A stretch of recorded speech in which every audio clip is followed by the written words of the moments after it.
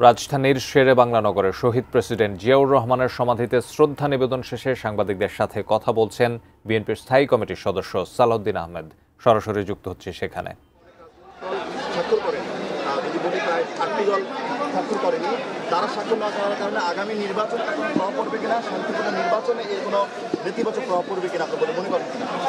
আমার জানা মতে এনসিপি এবং 3টি কি 4টি বাম রাজনৈতিক দল স্বাক্ষর অনুষ্ঠানে যেতে পারে না। আমি বলবো না স্বাক্ষর করেনি, স্বাক্ষর করার সুযোগ উন্মুক্ত আছে।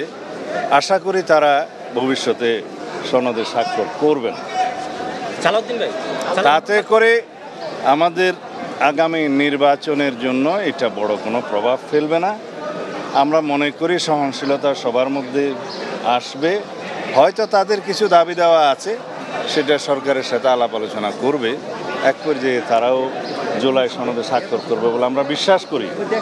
আর গণতন্ত্রের মধ্যে তো সবাই একমত হবে এমন তো নয়, সেটা উন্মুক্ত আছে, ভিন্ন মত থাকতেই পারে। সালাউদ্দিন ভাই, গতকাল একটা ঐতিহাসিক দিনে যারা জুলাই আন্দোলনে ভূমিকা রেখেছিল তাদের সাথে পুলিশের সংঘর্ষ হয় এবং বেশ কয়েকজন আহত হয়। এরকম একটি দিনে তারা বলছে যে তাদেরকে জুলাই সনদের মধ্যে তাদেরকে যথাযথ মূল্যায়ন করা হয়নি জুলাই যোদ্ধারা, এরকম একটি অভিযোগ করছেন। জুলাই যোদ্ধা নামে একটি সংগঠন আমাদের সাথেও কথা বলেছিল, ঐক্যমত্য কমিশনের সাথে কথা বলেছে। তাদের একটা যৌক্তিক দাবি ছিল, সেই যৌক্তিক দাবি